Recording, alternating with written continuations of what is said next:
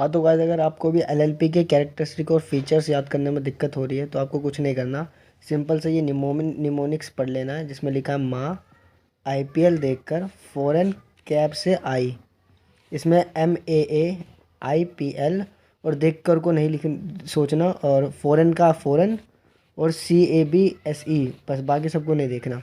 तो हम सबसे पहले देखते हैं माँ का मतलब एम से तीन चीज़ याद रहेंगी। क्या क्या? Minimum and maximum number of partners. हम सबको पता है एलएलपी में 2 होते हैं मिनिमम, और मैक्सिमम की तो कोई लिमिट ही नहीं होती है ना। उसके बाद देखते हैं एम से दोबारा मैनेजमेंट ऑफ बिजनेस। इसमें क्या होता है, बिजनेस को मैनेज करने के लिए मतलब सारे भी पार्टनर्स उसको मैनेज कर सकते हैं एलएलपी के, लेकिन लीगल कंप्लाइंसेस होती है उसके लिए सिर्फ डेजिग्नेटेड पार्टनर ही रिस्पॉन्सिबल होगा। उसके बाद देखते हैं last mutual agency. Mutual agency हम सबको पता है कि ऑल पार्टनर्स जो होते हैं वो एलएलपी के एजेंट होते हैं।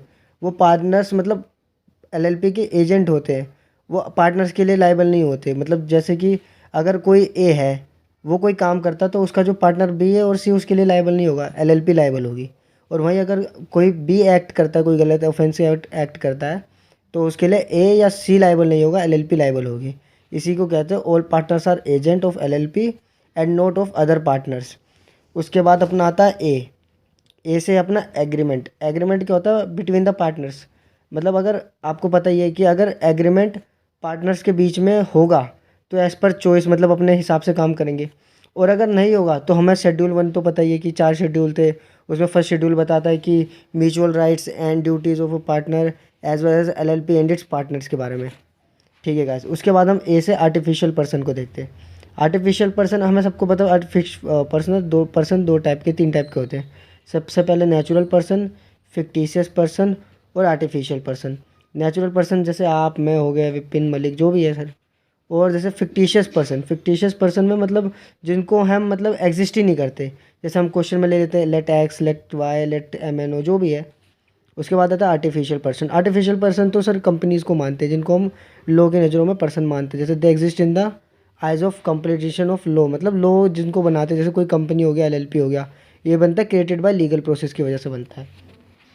उसके बाद आए हम तो देखते हैं कि क्या जो मतलब 4 ऐसी चीज़ें जो एलएलपी नहीं कर सकती, जो एक नेचुरल पर्सन कर सकता है, एलएलपी नहीं कर सकती। आर्टिफिशियल पर्सन को हम एलएलपी भी कहते हैं। तो क्या? मैरिज जो है नेचुरल पर्सन कर सकता है, हम सब शादी कर सकते हैं, लेकिन आर्टिफिशियल पर्सन नहीं। कंपनी किससे शादी करेगी ना। उसके बाद डिवोर्स, जिसकी शादी उसी का डिवोर्स होगा। जैसे नेचुरल पर्सन कर सकता है, नेचुरल आर्टिफिशियल पर्सन नहीं कर सकता। उसके बाद सेंट टू जेल तो नेचुरल पर्सन जाएगा, आर्टिफिशियल पर्सन नहीं जाएगा। प्रैक्टिस एज प्रोफेशन, मतलब जैसे सीए बन गए, कोई सीएमए बन गया, मतलब ये नेचुरल पर्सन कर सकता है, लेकिन आर्टिफिशियल पर्सन कहाँ जाएगी यार सीएमए करने। उसके बाद एग्जामिनेशन और ओथ, मतलब ओथ वगैरह जो होती है, इनकी एग्जामिनेशंस वगैरह होते हैं, ये सब नेचुरल पर्सन कर सकता है, आर्टिफिशियल पर्सन नहीं कर सकता। उसके बाद देखते हैं एलएलपी जो होता है, 3 चीज़ है उसके अंदर। क्या? एक इनविजिबल, इंटेजिबल और इमोर्टल। इनविजिबल मतलब वो कुछ उसके अंदर जो क्राइटेरिया होते दिखते नहीं है।